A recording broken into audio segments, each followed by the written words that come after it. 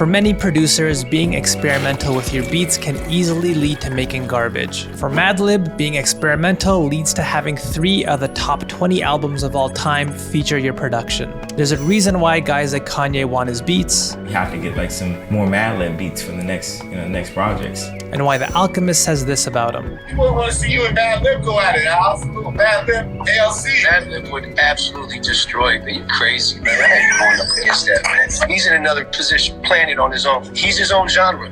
So today we're going to explore exactly why Madlib is considered one of the greats, the beat techniques that he brought to hip hop, and some of the ideas that you can use in your beats too. And personally, I used to love playing Madlibs as a kid. You know, that fun little word game? So let's play a quick one before we start the video. People who like and subscribe to this video are blank. The correct answer is cool, awesome, or I would accept fat spelled with a PH. So like and subscribe. Now let's start with idea number 1. Behind me is a poster of another beat-making legend, J Dilla, and the history between Madlib and J Dilla might actually surprise you. Dilla's never been influenced by somebody so strongly as he was by Madlib. Influencing another legend is a feat in itself, but what was this influence exactly? Well, Dilla says it himself. That's how it shit sounded to me anyway. It was real raw, you know what I'm saying? It reminded me of Madlib, so. Madlib and rawness go hand in hand, and a great example of a beat that showcases this rawness is What a Day, used by Tyler, the Creator. I pulled up in that 18th, let it repeat buggy, had to switch the hue. So let's break this beat down to really explain what raw means. Here's a sample that was used in this beat.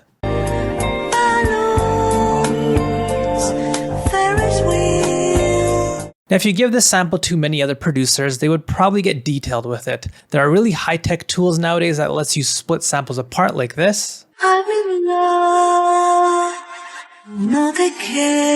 Using unique effects to manipulate your samples is also very common.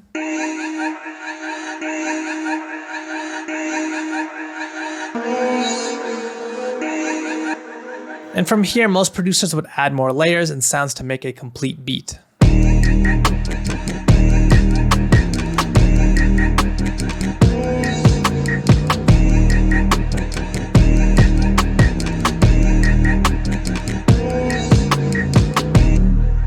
But here's what Madlib does instead. He keeps his beats raw, sticking to the fundamentals, just chopping, rearranging, looping, pitch shifting, and stretching. And oftentimes that's it.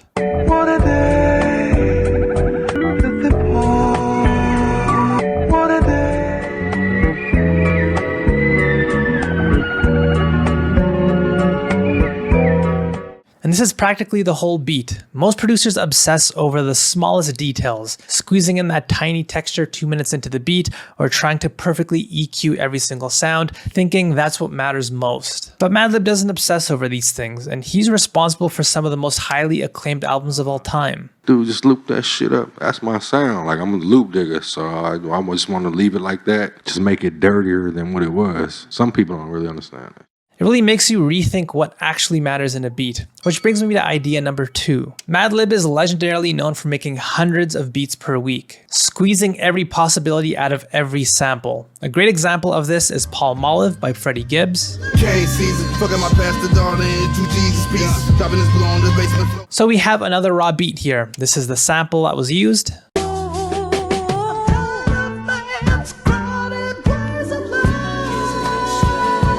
And for the most part, this beat's a loop with some smaller interjections throughout the full beat arrangement.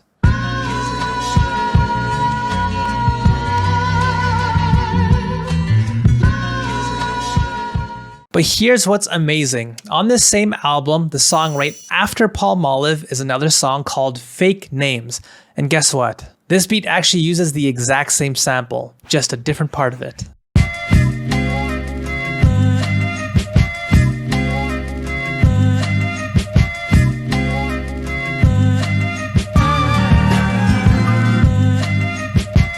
And this is a major key for anyone who samples. Whenever I give my course members an assignment where they have to use a specific sample, some producers become overly precious. They worry about picking the perfect pieces to chop. This leads to overthinking and becoming paralyzed at the idea of ruining the sample by making an imperfect beat. But Madlib here shows us that what matters most is creating. Pick and choose your ideas that you like afterwards, but you should at least start by creating them to begin with, instead of over-obsessing about reaching some level of perfection. I usually make beats out the whole record while it's right there. the whole album. Yeah, every okay. best piece of the record, and just move on after that. Now you're probably noticing a theme with Madlib and how much his philosophy might make you rethink your own. For example, there's a huge portion of producers who have hardware fetishes. I see people leaving angry comments all the time about how you can't make specific kinds of beats on FL Studio or whatever beat making program you use. And yet here's one of the biggest beats Madlib's ever made, No More Parties in LA by Kanye West. Hey baby, you forget your Ray-Bans, and my sheets still orange from your spray tan. And here's what he said about how this beat was made. Actually, that beat was made off the iPad. Okay, really? Yeah. That's right, so you probably have the exact same equipment as Madlib. Same thing with the samples that he uses. He rips them off YouTube just like the rest of us. So stop stressing over equipment or thinking that you just don't have access to the right resources to make great music. You definitely do. Now there's one last thing that separates Madlib from many other producers. While most producers are stuck in jazz and soul mode, Madlib is sampling Brazilian music,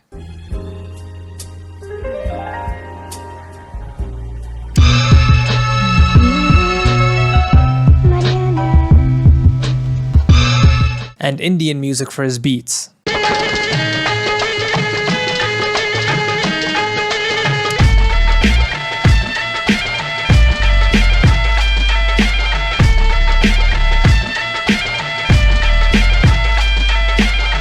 He really explores. Now when Madlib is looking for samples, he does have a specific strategy. He focuses on instruments played, the release year, and the artists that are on the album. So here's a hack that you can use. Let's say you find a cool sample off of YouTube. Hello, it's me.